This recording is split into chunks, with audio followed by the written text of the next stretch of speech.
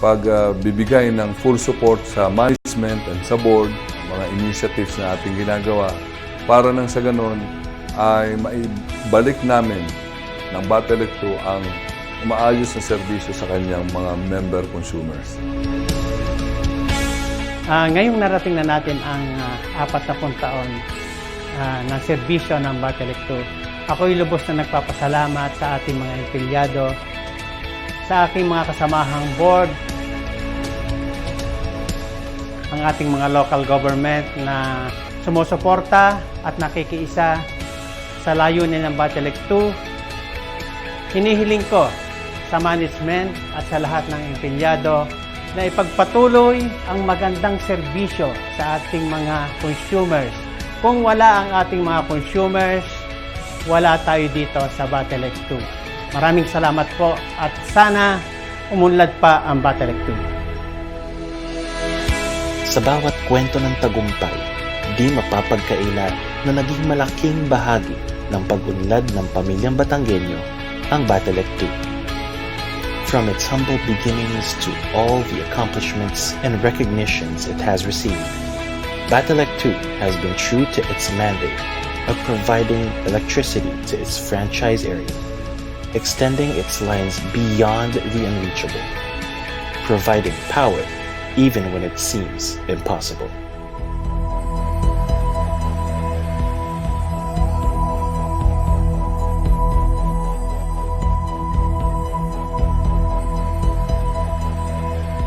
Looking back, we can't even imagine a world without light.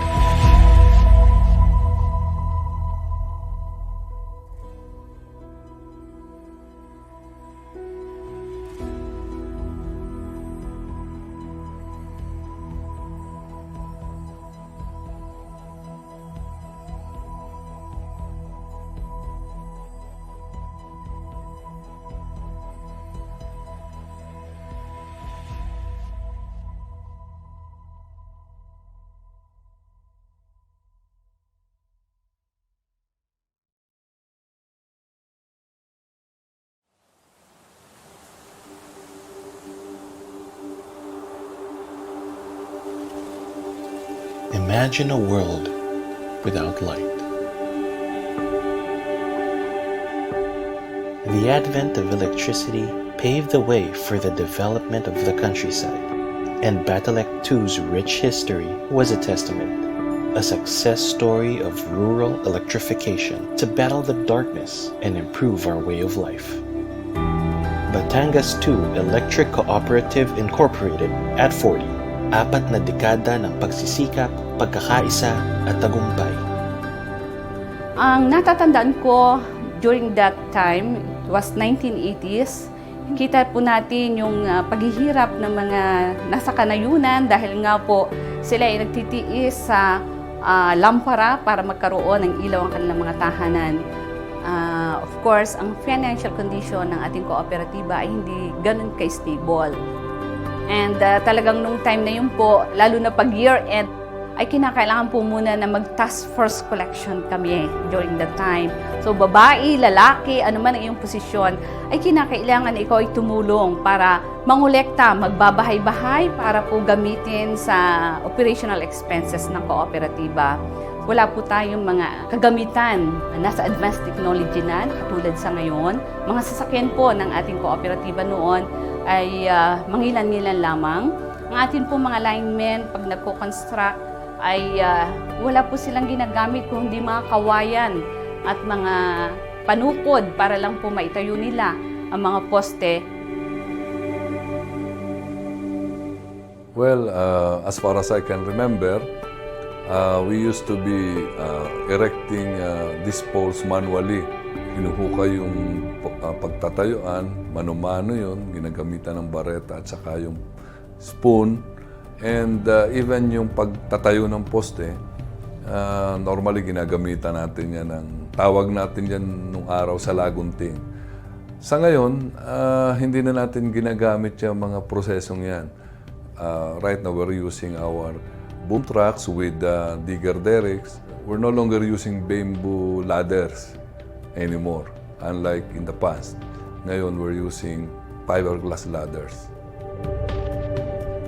introduction ng computer sa business. Billing nung araw na manumanong ginagawa doon sa OEBR, kinumputerize yan dito sa atin. Eventually, ginamitan natin ng metering gadget so that we can also serve our statement of account pagkatapos ma-reading. Atin namang mga substations, we use electronic control breakers and reclosers, electronic relays, and yung mga monitoring devices natin, mostly mga sophisticated na yan, hindi katulad nung araw na electromechanical yung mga metering instruments natin.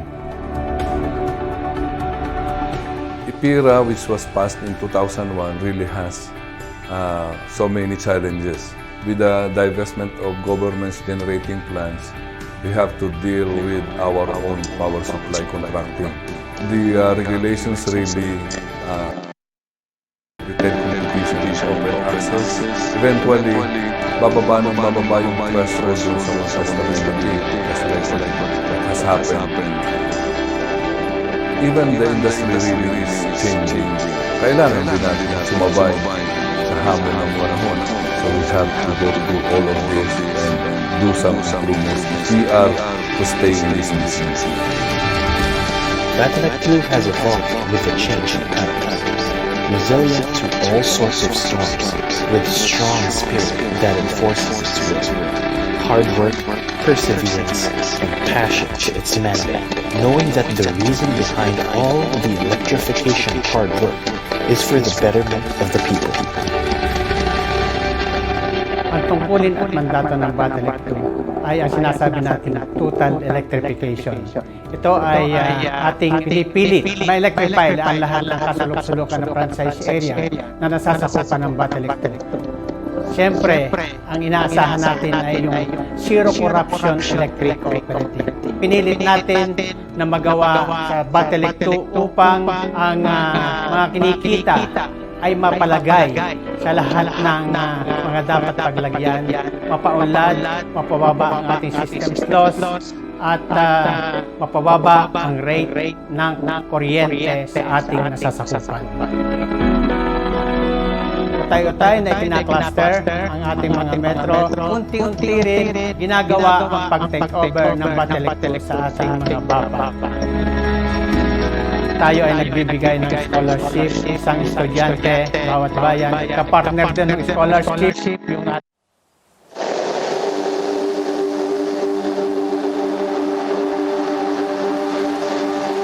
Imagine a world without light. The advent of electricity.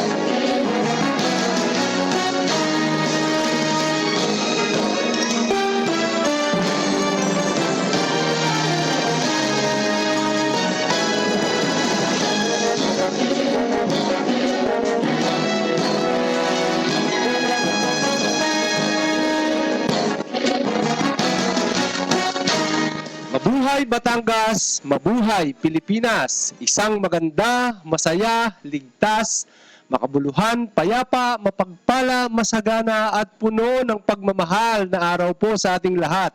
Ngayon po ay 15 ng Mayo at kayo po ay muling nakikinig sa radio program ng Batangueño ang Tanglaw ng Batangueño sa 95.1 Kiss FM.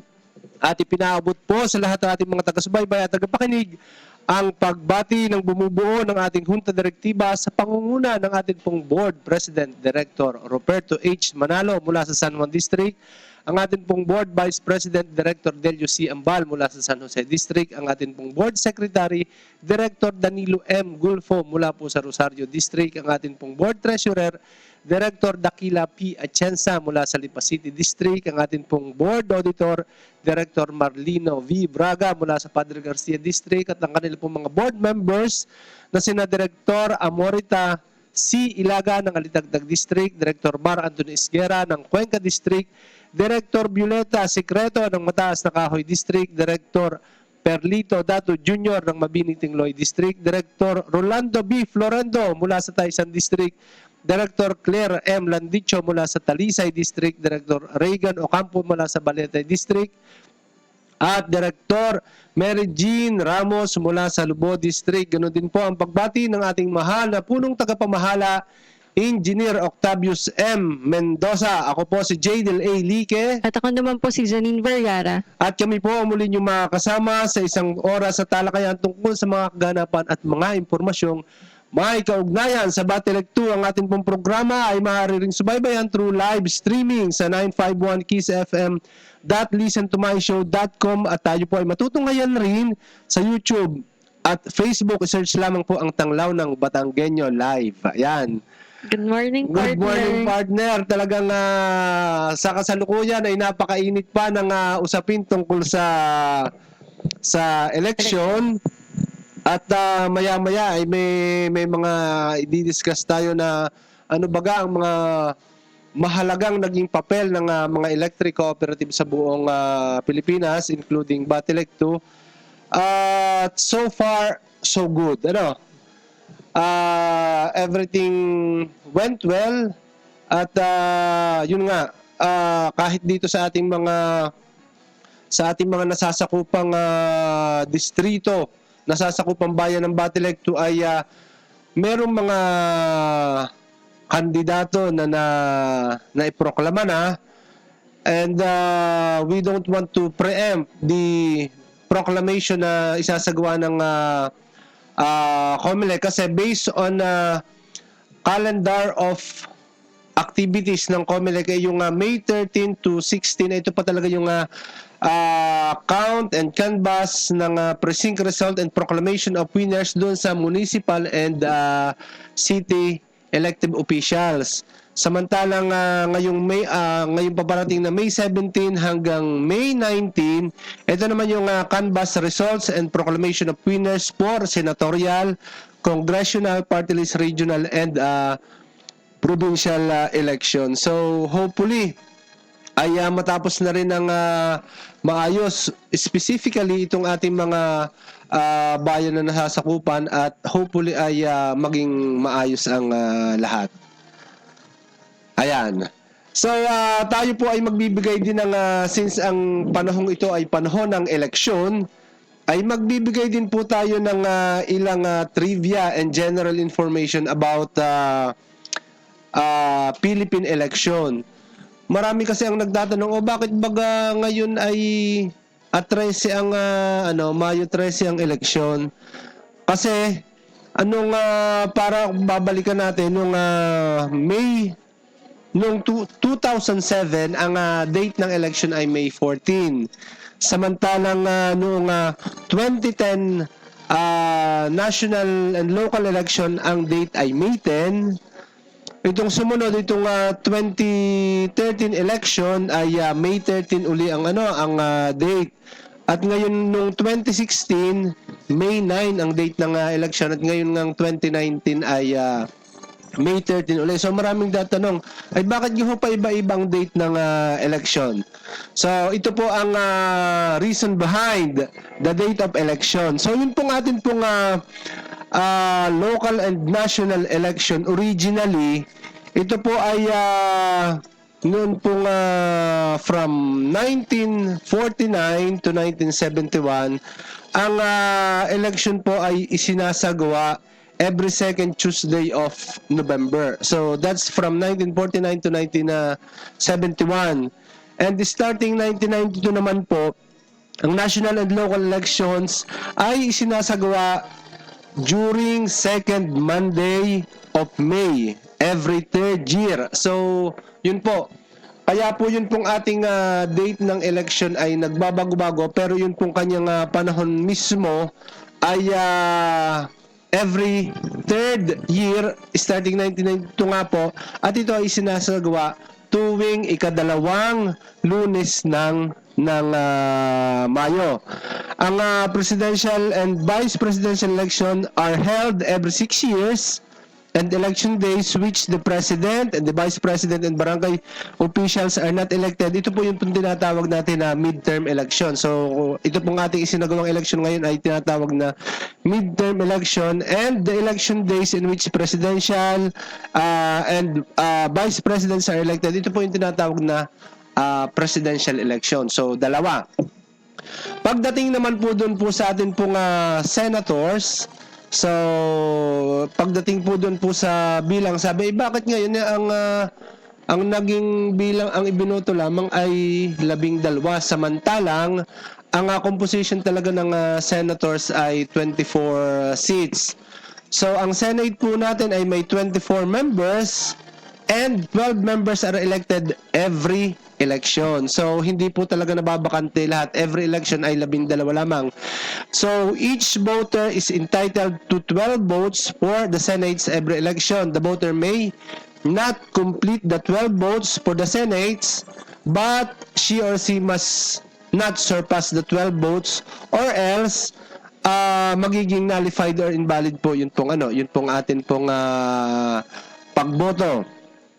Ngayon, paano naman po dun po sa ating House of Representatives? So, sa House of Representatives, may 2 pong votes tayo na isinasagawa dito kada election. So, una po ay yung elect a representative from the congressional district. So, yun po mga congressman doon sa distrito.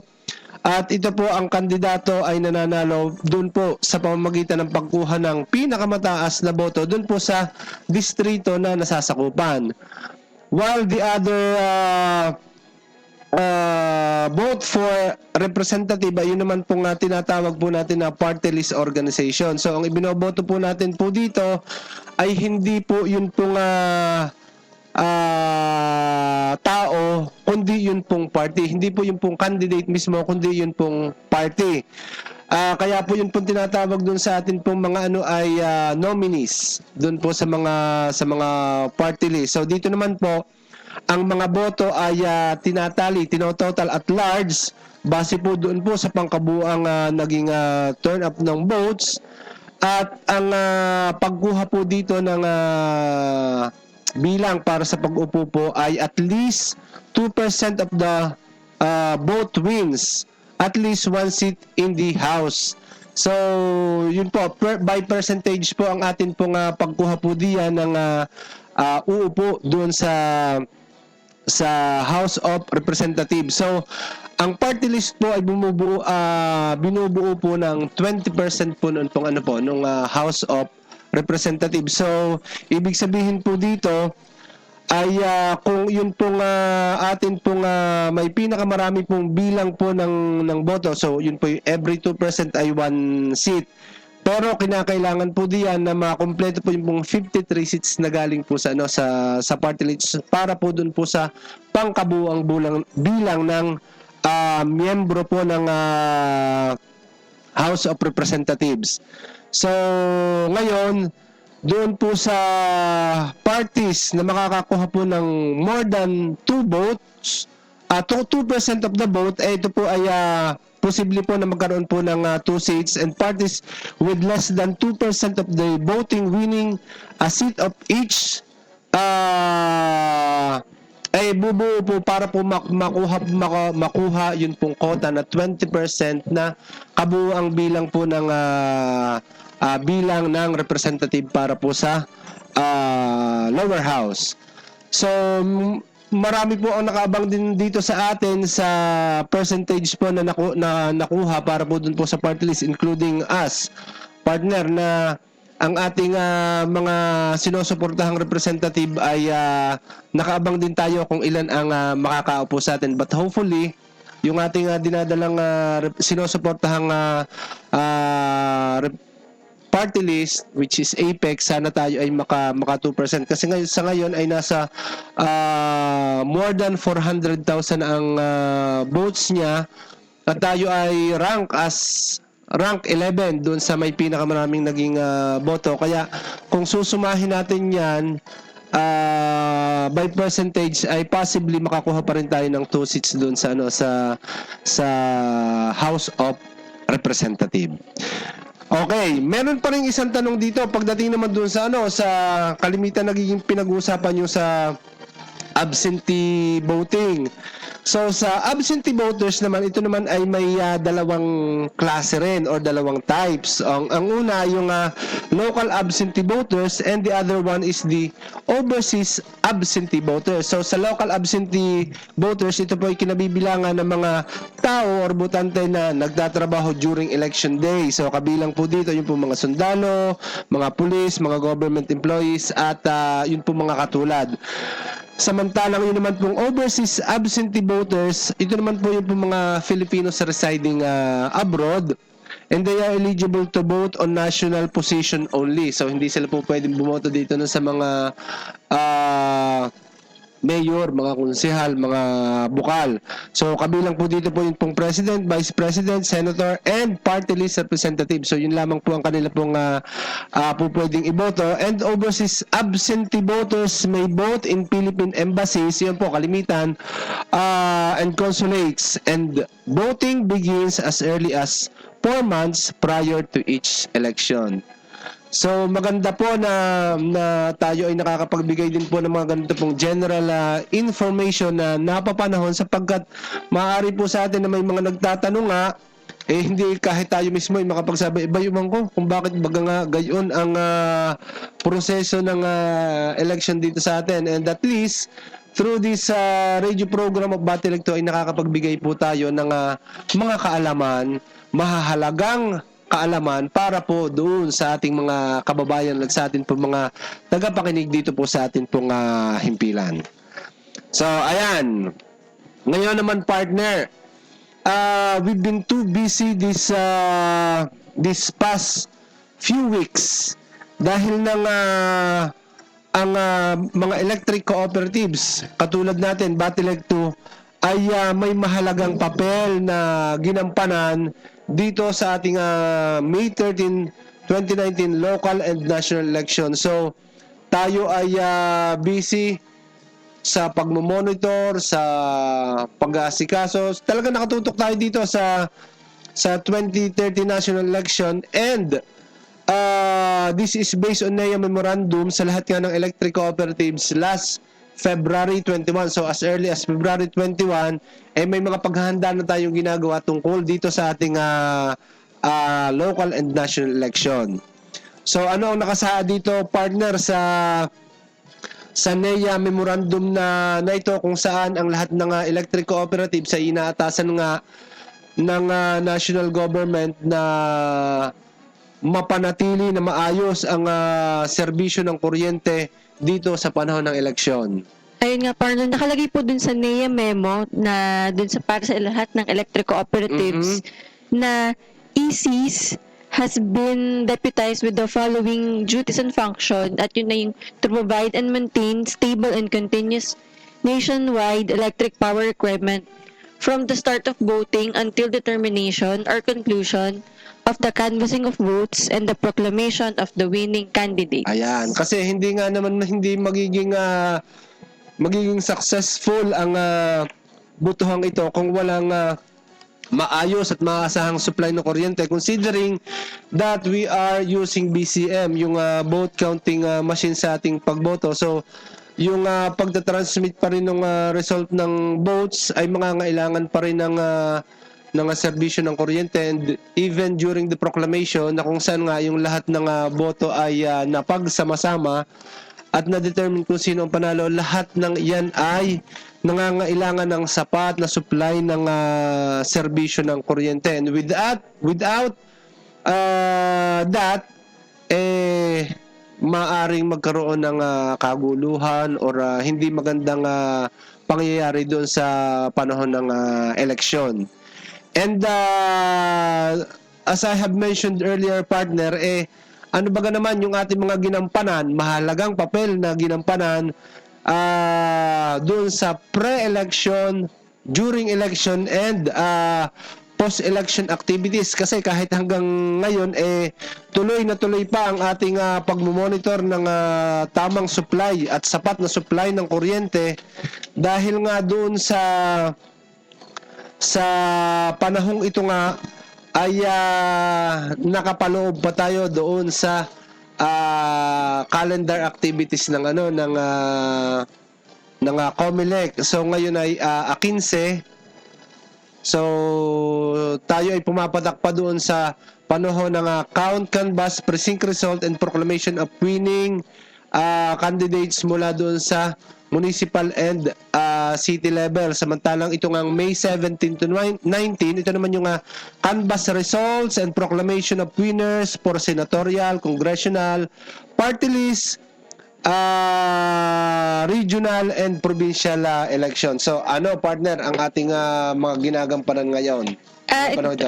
Partner, yung para dun sa pre-election po, simula po nung March 1 hanggang April 30, nag-conduct po ang mga EC ng appropriate preventive and corrective maintenance sa mga critical network and non-network assets, such as but not limited to sub-transmission lines, substations, feeder lines, distribution transformer, communications, computer, offices, vehicles, including vegetation management at saka ayun po. Nung May 1 naman po hanggang until the termination or conclusion of the canvassing of votes and proclamation of the winning candidates ay hindi po iniiwasan po natin yung power interruption except po dun sa mga emergency situation. Kaya po magtataka din po yung mga baka po yung mga consumer po nagre-request, lalo po yung sa mga transformer nila. Bali na-hold po yun simula po nung May 1 hanggang ngayon dahil hindi nga po tayo pwedeng mag-conduct po ng scheduled power interruption po. At yan naman, partner, ay pursuant pa rin or naaayon pa rin dun sa Commission on Election Resolution number 10471 as promulgated noon pang December 18, 2018. So, ito, partner, ay sinusunod natin na base nga dito sa sa proclamation na order na ito na COMELEC resolution. So talagang wala tayong magagawa diyan. Yan ay nationwide activity na kinakailangan nating sundin to give way for the peaceful and honest election. At yun nga po, simula po nung May 11, exactly, May 11 po, exactly 1 o'clock a.m. po, may naka-duty na po tayo para dun sa 24 hours power situation monitoring. Tapos po ay nagkameron po ng Active Emergency Restoration Organization, yun po yung ERO, na magsiserve as Power Task Force Election 2019. Bali yun po, nag-monitor po tayo from 1 a.m. Tapos yung reporting natin po kay NEA ay 7 o'clock, 11 o'clock, tsaka 4 o'clock p.m. po. Ayan, sige, tuloy pa. Ano pa yung ating mga naging paghahanda dyan, partner? Tapos po yun, syempre, during election po yung May 13, meron po tayong early reporting kay NEA. Hindi na po siya yung schedule na nabanggit kanina. Early po, para makita kung meron pong mga nagkakameron ng interruption doon sa mga affected polling precinct po. Ayan. At ngayon naman po, after election, hanggat hindi, katulad po ngayon, meron po tayong 96.2 na election returns pa lang na nabibilang. At hanggat hindi po siguro ito magwa 100%, hindi po matitigil yung pag-report natin kay NEA ng every hour po. Para po dun sa... So, ang nakakatuwa niyan, partner, talaga yung makikita natin dito. Teka muna, marami nagko-comment dito sa ating Tanglaw ng Batangueño. Wala daw audio. Ano ga daw pinagsasasabi ng mga yan, mawawalan na ulit ng power. So, sir, okay naman itong pakiayos naman at wala pala daw naiintindihan dito sa ating pinagsasasabi. Tinitingnan daw lang ang kagandahan ng aking katabi ngayon. So, ayan. Ang nakakatuwa, partner, dito sa ating yun pa rin, text pa rin. Walang audio. Nakakatuwa. Nakasabay din talaga, partner. Bukod lang sa text, bukod lang sa comment. So,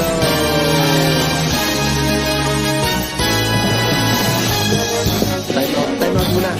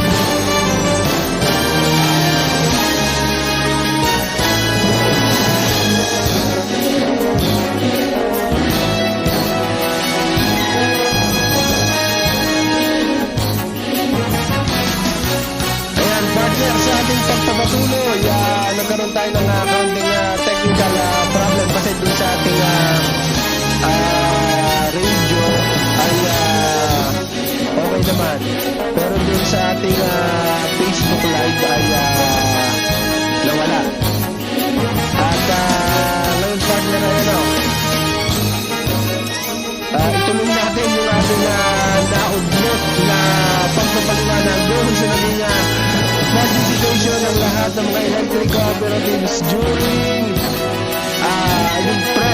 during and post-election activities.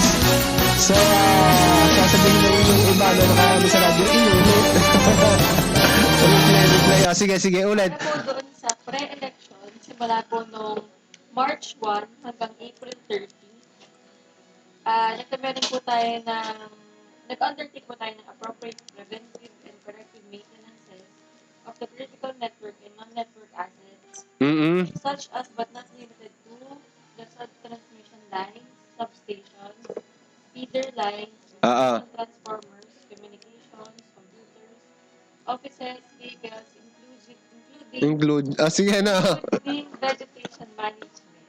At yun po, nung May 1 naman, Until the termination or conclusion of the canvassing of the votes and proclamation of the winning candidates, ay iniiwasan po ng lahat ng EC na magkaroon ng power interruption except for emergency situation. At simula nga po nung May 11, ng 1 o'clock AM po ay nagkameron na po tayo ng 24 hours power situation monitoring. Hanggang ngayon po na hindi natatapos po yung ating canvassing of election return. At yun po, during naman po ng election, May 13, nagkameron po tayo ng every hour report kay NEA para po dun sa power situation monitoring po natin. At yun nga po, after election po ay hanggang hindi po nataterminate o natatapos po yung canvassing ay hindi po matitigil yung ating monitoring ng power situation po. At saka nakakatuwa nga dyan, partner, doon sa group chat, sa Viber at saka sa Messenger, makikita natin yung performance ng mga electric cooperatives dahil na nga ito ay may early report sa National Electrification Administration at nakikita dito kung alin yung mga electric co-ops na nagkakaroon ng kaunting problema na nabibigyan din naman kagad ng solusyon. Although dito sa Batilec ay lahat ay naging maayos ang ating serbisyo ng kuryente para doon sa lalo na nga dito sa ating election na ito. Gusto pa rin natin bigyan ng pansin. Meron pa rin tayo dyan na mga ilan na nagkaroon ng 1 to 2 minutes na emergency interruption pero ang cause nito ay yung clearing at saka yung mga tuko. So, parang dalawa lang or tatlo lang Ilang minuto lang ilang po, minuto lang naman yan. So, nakikiusap pa rin po tayo na in as much as we want to have a continuous supply of electricity and we want to avoid emergency power interruption, even a single minute, pagka po talagang atin pong mga puno na nakano po dyan po sa linya ng kuryente ay hindi po natin po ibinigay, ay nagkakaroon pa rin po ng paminsan-minsan na pagkawala kahit po talagang kailangan po yun po supply ng kuryente specifically during this election. So sana po ay maging bukas po tayo doon po sa pagbibigay po ng paluwagdaan doon, lalo na po ngayon mga darating na panahon po ng tag-ulan ay tayo po ay massive na rin po ang ginagawang activities para po dito po sa clearing appliance ay maging bukas naman po ang atin pong kalooban. O siyan, partner, sa pagpapatuloy, ano pa yung po mga mahalagang ginampanan natin dito sa election na ito? Dapat talaga natin itong ibida, partner, kasi para malaman ng taong bayan na ang lahat ng electric cooperatives at distribution utilities ay talagang may mandato galing sa national government para dito sa continuous supply of electricity at maipaabot natin kung paano tayo tumatalima dito sa mandato na ito at kung paano natin pinaghahandaan at ginagampanan yung ating mahalagang responsibilidad. Ayun, partner, Ayan. So, yan. Ang ating ngayong panahon ito, partner, ay katulad ng nasabi ko kanina, tayo ay nandun pa rin sa from May 13 to 16, 2019. Ito nga, nandun pa tayo sa panahon ng counting, canvassing, ng precinct result, and proclamation ng winning candidates para sa municipal and city levels. While on from May 17 to 19, ito po yung mga canvass, result, and proclamation of winners for senatorial, congressional party list, regional, and provincial elections. So we don't want to preempt the proclamations ng COMELEC para doon sa mga municipal and city levels, particularly doon sa mga lugar na nasasakupan ng Batilec 2. So hihintayin po natin po yan, and by next airing natin next week, makakapagbigay tayo ng tamang detalye na galing na mismo sa COMELEC regarding the winning candidates. Sige, tuloy. Okay.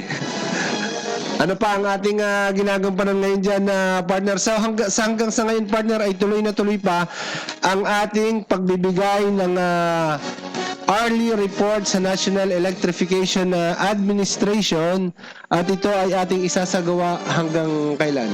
Hanggang hindi po na po-proclaim, sinabi nga po kanina, hanggat hindi po na po-proclaim at hindi po natatapos yung canvassing, ay hindi po tayo mag-stop dun sa pag-report po natin kay NEA.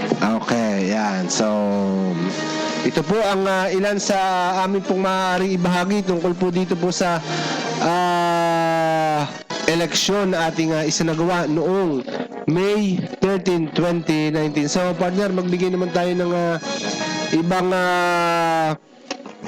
ibang information naman para doon sa ating mga miyembro naman ng Barangay Power Association, at ito ay mga naghihintay din ng ating balita tungkol sa audit, meeting, rate, at saka mga kung ano-ano pa na may kaugnayan doon sa kanilang pag-perform doon sa kanilang mga bapa. But bago natin na ipagpatuloy ang partner, ay di babatiin na muna natin itong ating mga mahal na BAPA officers na kasalukuyan ay nandito sa ating opisina ngayon para sa kanilang audit. So, good morning po kay Sir Ireneo Cobar. Ito po ay BAPA chairman ng Hidalgo, Tanawan City. Kay Ma'am Melba Obolencia, treasurer po ng nasabing BAPA pa rin. Kay Ma'am Rosemary Dinglasan, collector po ng BAPA Hidalgo pa rin. Kay Ma'am Lisa C. Gunay, ito po ay treasurer ng BAPA Malabnig ng Lubo. At kasama po niyo po si Ma'am Sir Florencio Cortas bilang chairman po ng nasabing BAPA. Good morning din po sa ating BAPA treasurer ng BAPA Hulo Banalo na si Sir Rodolfo Ilagan, at yun din po kay Ma'am Annabel Bay. Siya po ay treasurer po ng Bulsa Lipote ng San Juan, Batangas. So para po sa schedule ng BAPA audit pa rin ngayong araw na ito hanggang sa Biyernes ay i-anunsyo mo, partner. Para po ngayong araw, May 15, Wednesday, meron po tayong BAPA audit. Pitoguan sa pangunguna po ni BAPA Chair Manuel Aranas, Estrella number 3, Sico number 2, Sampiro, Sitio Ugatan number 3 ng San Juan. At Malabdig naman po ng Lubo sa pangunguna po ni Sir Florencio Cortez, Salaw number 4, BAPA Chairman Fernando Aldovino, Banoy ng Lubo, sa pangunguna po ni Crisanto Cortas, at Hidalgo 1 and 2, Tanawan, sa pangunguna po ni BAPA Chairman Christopher Hidalgo. Ayan. Para naman po sa May 16, Thursday, may audit po ang Escribano 1A and 1B ng San Juan, Tulo Laurel ng Mabini, Kipot 2A 2B San Juan, Kipot 1 San Juan, Lipahan Sitio Silangan San Juan, Matamis number 3 Rosario, Kahigam number 1 Rosario, Bagbag 2 Tanawan. On May 17 naman po, Friday, meron pong BAPA audit sa Balagbag number 2 San Juan, Escribano Sitio Maligaya, Bulsa Silangan 1 San Juan, Sitio Iglesia, Lipa City, Sapangan 1B, San Juan, Sampiro 1, San Juan, Sampiro Ogatan number 3, San Juan, Babato number 3 ng Rosario, Hulo Bacau ng Taysan, Bayawang Rosario, Buot number 2, Tanawan, at Manggahan number 2 ng Mataas na Kahoy. Para naman po sa May 20, Monday, Sitio Palyukan, Barwalte, Tikala number 2, Sitio Uli-Uli, Barandal number 1 ng San Juan, Don Juan 1 and 2 ng Balete, Bulacnin number 2 ng Padre Garcia, Bliss A ng Cuenca, Sampaguita, Trangka, Ulango 1B ng Tanawan. On May 21 naman po, Tuesday, may bapa-audit po tayo dyan sa Ilaya, Ibabaw, Sitio, Pulong Kamatis ng San Juan, Puwahan number 2, Abong 1A, Tipas 3 and 4 ng San Juan, Bungahan 1 and 2 ng Cuenca, at Pangaw, Tikiwa number 2 ng Rosario. Ayan. At para naman partner sa ating schedule ng BAPA meeting, ngayon pong May 15, ay nagsasagawa po tayo ng ating BAPA meeting sa BAPA Tikala number 2 at BAPA Tikalan number 3. So ang BAPA Tikalan po ay sa pangunguna ni Sir Efren Ilaw, at ang sa BAPA Tikalan number 3 ay sa pangunguna po ni Sir Isagani Maulyon. So ito pong dalawang BAPA na ito ay ang meeting ay sa ganap na alauna ng tanghali, at kanina pong ito sa kasalukuyan partner alas 10 ng umaga ay may meeting tayo sa BAPA Paling Uwak sa pangunguna po ni Ma'am Flor de Lisa Bretanya. Ito ay alas 10 ng umaga. Kasabay na meeting pa rin sa BAPA Mabalanoy number 1 ng San Juan pa rin, sa pangunguna po ng ating chairman po si Sir Edwin Bacaro, alas 10 ng umaga. At para naman po bukas, ang schedule po ng ating BAPA meeting ay isasagawa pa rin po sa San Juan District. Ito po ay sa ganap na alas 10:30 ng umaga ay isasagawa po ang meeting sa BAPA Laia Playa Tracy sa pangunguna po ni Sir Demetrio Cabrera, at sa BAPA Laia Playa Balakbakan sa pangunguna po ni Sir Maximo Villanueva, at sa alas 10 ng alauna pala ng tanghali ay isasagawa naman ang meeting sa BAPA Hanaw-Hana 1B. At para naman po ang schedule ay May 15 and 16, at wala tayong schedule sa Friday. So partner, para naman sa ating halaga ng kuryente na ipinatutupad para ito sa April cycle. So baka magtaka sila, ay di ka ngayon ay Mayo na. Ay bakit ang inyong ina-announce ay rate pa ng Abril? So ito po kasi pong cut-off ng atin pong April cycle ay hagip ang kalahati ng buwan ng Mayo ng hanggang May 20 ano? Apo, May 20. So, yun po ang cut-off period nung pong ating pong cycle. Kaya, ang rate gagamitin pa rin po natin po dito po sa hanggang May 20 ay rate po ng April 2019. At yun po, para po sa April billing po natin, para po sa residential, meron po tayong 10.1808. BAPA mother meter po ay 9.7328. Low voltage, commercial, small industrial, communal waterworks, public buildings, street lights, 9.3195. At high voltage, commercial, small industrial, public building at large industrial po ay 8.0303.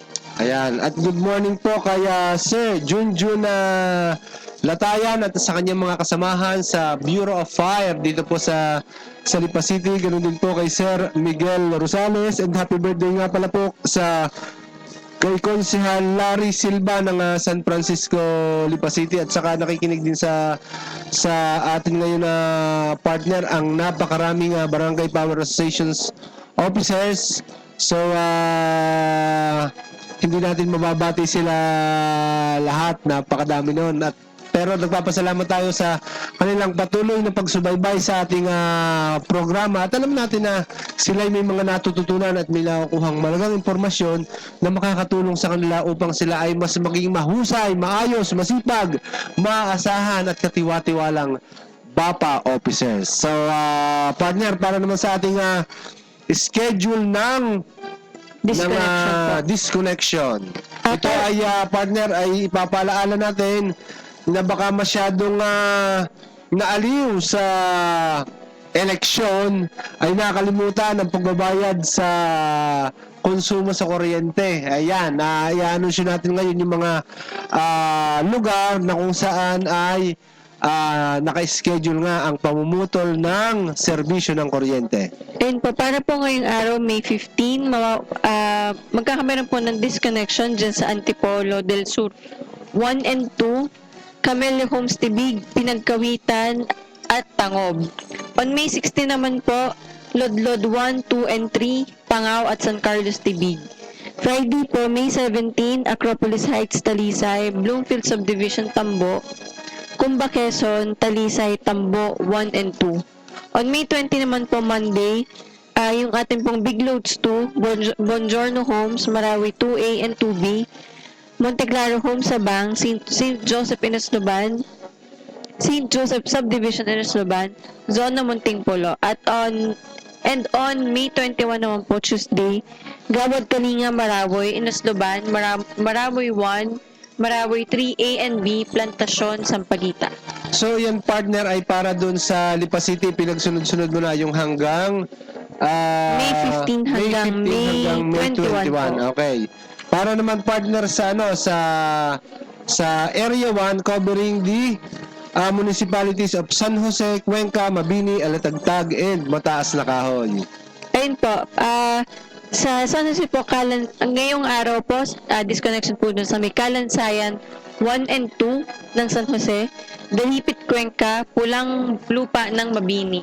On May 16 naman po, disconnection po dyan sa Banay-Banay 1st San Jose, Bungahan, Cuenca, Munlawin, Concordia, Alitagtag, at Kalingatan, Mataas na Kahoy.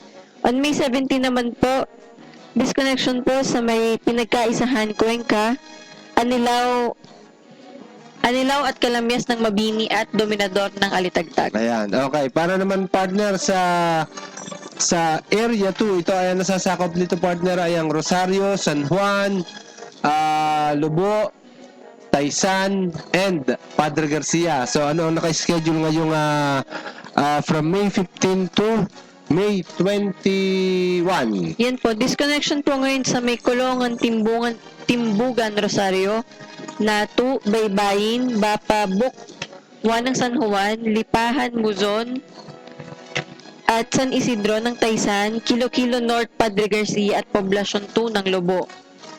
Pati po sa may Palahanan A ng San Juan, San Marcelino, Taysan, Sitio Nalayag, Bukal, Padre Garcia, Kilo-Kilo South, Olo-Olo ng Lobo. Kalumpit at Poblasyon 3 ng Lobo. Ayan.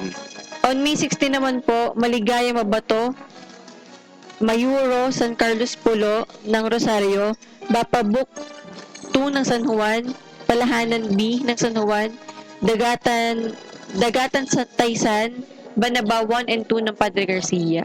On May 17 naman po, disconnection po sa may Kahigam, Lumbangan, Mabalor, Rosario, Libato, San Juan, Dagatan Taysan, Pinagbayanan, Banabat 3, Padre Garcia, Lagadlari ng Lobo. On May 20 naman po, Alupay, Rosario, Alupay 1, 2, 3, 4 ng Rosario, Dagatan Taysan, Laurel, San Felipe 1 and 2 ng Padre Garcia, Mabilog na Bundok ng Lobo. On May 21 naman po, Balibago, Rosario, Bulihan, Makalamkam, Bacau, Taysan, San Felipe 3 and 4 na Padre Garcia, Bawi 4, Padre Garcia, Masagitsit, at San Miguel, Lobo. Yan ang ating schedule ng disconnection for our whole coverage area. At para naman partner sa ating schedule of system improvement activities na mga ngailangan ng power interruption. So, bagamat partner ito ay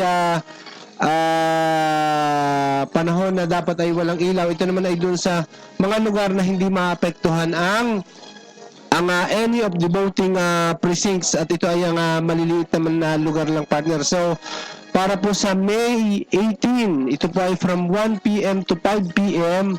Magkakaroon po ng transformer installation at ang maapektuhang lugar po dito ay ang Petron Poblacion, Cafeño at portion po ng poblasyon. So maliit lamang po ito na parang isang transformer lang po ang mawawala ng ilaw po dito. Samantalang sa May 20 ay magkakaroon po tayo po ng transformer installation pa rin po and replacement of pole mula alauna hanggang alas 5 ng hapon at ang maapektuhang lugar lamang po nito ay ang Barangay Mabato ng Rosario. So yun lamang po ang na naka-schedule po nating system improvement activity at napakaliit na lugar lamang naman po ang nasasakupan po nito. Ayan, partner, wala pa tayong mga special announcement dyan? Para po dun sa ating special announcement po, hinihikayat pa rin po ang lahat ng konsumidores upang maiparegister ang kanilang mobile number para maging updated sa mahalagang impormasyon na nais iparating ng ating kooperatiba. Katulad na nga po ng ating mga monthly rates, power interruption at iba pang announcement po.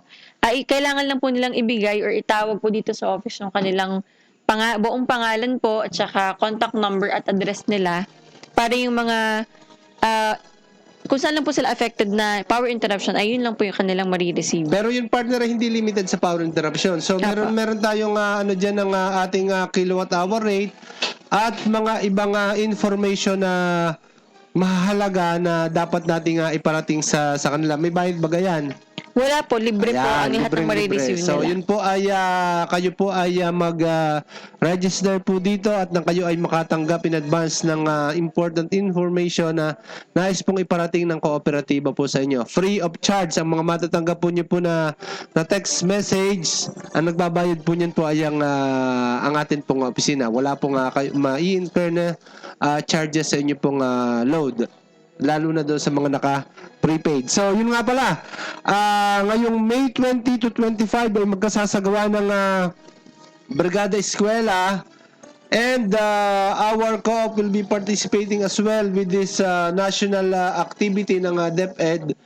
And as a counterpart of our co-op ay magkakaroon naman tayo ng Brigada Electric Check. So, we will be selecting different schools within our coverage area at tayo ay magbibigay ng tulong sa mga schools na ito para magkaroon ng maayos natin ang kanilang mga linya, ang kanilang kung may mga electrical na materials na kailangan. At ito ay yearly ay nagsasagawa tayo ng ganitong programa as a counterpart na doon sa Brigada Eskwela ng DepEd. So, sa kasalukuyan po ay kami po ay nagpo-purchase na ng mga materyales doon po sa mga schools na selected po natin. Wala tayong listahan ngayon, siguro ay by next week natin na i-ere yung mga list of schools that will be benefited of this Brigada Electric Check na isinasagawa mo naman po ng ating Batelecto. Ito po ay napakalaking tulong para po sa ating po mga schools within our coverage area para po sila po ay magkaroon ng convenient na classrooms para po sa paparating na pasukan. Napakabilis talaga ng panahon. Okay, baka makakahabol pa itong ating sa ating Facebook Live. Medyo nagkaroon tayo ng problema. Tayo ay naka-hook lamang sa YouTube at hindi direkta hindi direkta doon sa ating Facebook Live. So, yan. Next week, ito ay okay na kasi yung ating mga taga-pakinig ay panay na panay ang pabati naman. O yun naman na rin. O yan, meron na daw.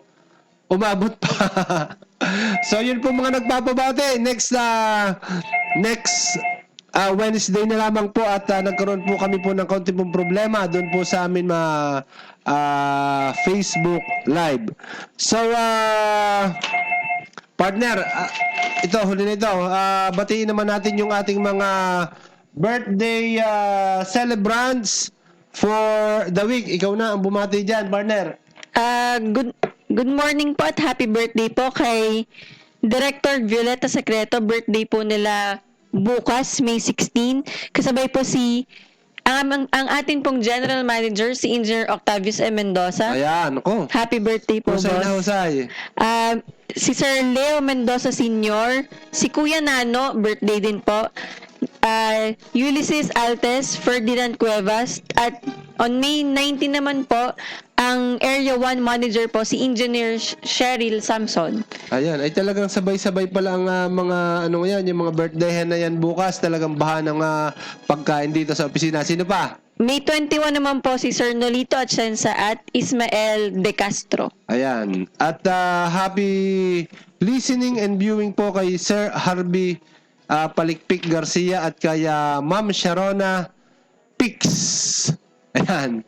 At kay Ma'am Irene Campitan Benyales. So, good morning po sa Good morning po. sa ating lahat. Okay, partner, ikaw naman ang bumati. Binabati ko po lahat ng taga-MCS, si Namad, si Kuya Harvey, si Moy, at si Chief na siguradong madami na namang tinatrabaho ngayong umaga. At si Maan po nagpapabati dahil nag-field po siya, pinupuntahan po yung ating mga contestable at kinakamusta po. Talagang sinipagan na. Sinipagan na. Okay, so partner, binabati rin natin ang lahat ng mga department managers, lahat ng unit supervisors, at sa lahat po ng empleyado po ng Batilec 2 na nag-ambag ng napakalaking responsibilidad during our Power Watch nito nga nakaraang eleksyon. Ay maraming salamat po sa inyo, and ipagpatuloy po natin ang ating pong magandang pagseserbisyo sa ating mga mahal na miyembro konsumidor. So ganun din po sa lahat ng ating mga field workers po na naglilingkod na, sa lahat din po ng ating pong mga office workers, specifically sa MCSPRD, at saka nga pala dun sa mga kaopisina natin na may papiesta ngayon sa San Isidro, Lipa City. Happy fiesta po sa inyo lahat. At ganoon din po, good morning po kay sa Attorney Andrew Linatok, sa lahat po ng taga-Bapa Malabrigo, Bapa Barandal, Bapa Tipakan, Bapa Tulos, Bapa Nasi, Sitio Bacau, at lahat po ng staff ng Riverside Lumber and Padeco Pig Mills. At syempre, ganoon din po sa aking kapatid Apong, si Gina, Risa, at sa lahat ng aking mga pamangkin. Ganun din po kaya sa aking mother-in-law, Inay Nena, sa aking anak na si Yana, Kiel, and kay SP na nakikinig din po ngayong araw na ito. At sa lahat din po ng mga drivers na namamasada, mga nagtitinda sa palengke, mga tatay na sa bahay na nag-aasikaso ng kanilang mga chikiting, at sa lahat ng nagtatrabaho, office workers at field workers na nakikinig po sa ating programa. Magandang umaga po sa ating lahat, at ingat sa ating pagtatrabaho dahil bawal ang magpasakit. Teka muna, ito daw, more power pa rin. Isa Ayos Marasigan and Iris Tacloy Ginto ng San Guillermo. Magandang umaga rin po sa inyo. May kasabihan nga po tayo na don't make our family suffer by making ourselves disabled. So sa muli po natin pag-need susunod na Miyerkules dito sa radio program ng Batilec 2 Tanglaw Ng Batangueño sa 95.1 Kiss FM mula alas 9 hanggang alas 10 ng umaga. Ako po si Jadel A. Lique. At ako naman po si Zanin Vergara, Na nagsasabing sama-sama, magkaisa at magtulong-tulong tungo sa pag-unlad ng ating kooperatiba. Batilec 2, atin po ito.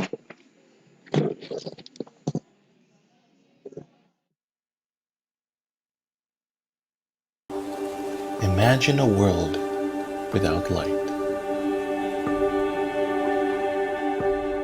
The advent of electricity paved the way for the development of the countryside, and Batilec 2's rich history was a testament, a success story of rural electrification to battle the darkness and improve our way of life.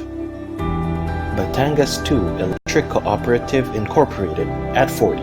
4 na dekada ng pagsisikap, pagkakaisa at tagumpay. Ang natatandaan ko during that time, it was 1980s, kita po natin yung paghihirap ng mga nasa kanayunan dahil nga po sila ay nagtitiis sa lampara para magkaroon ng ilaw ang kanilang mga tahanan.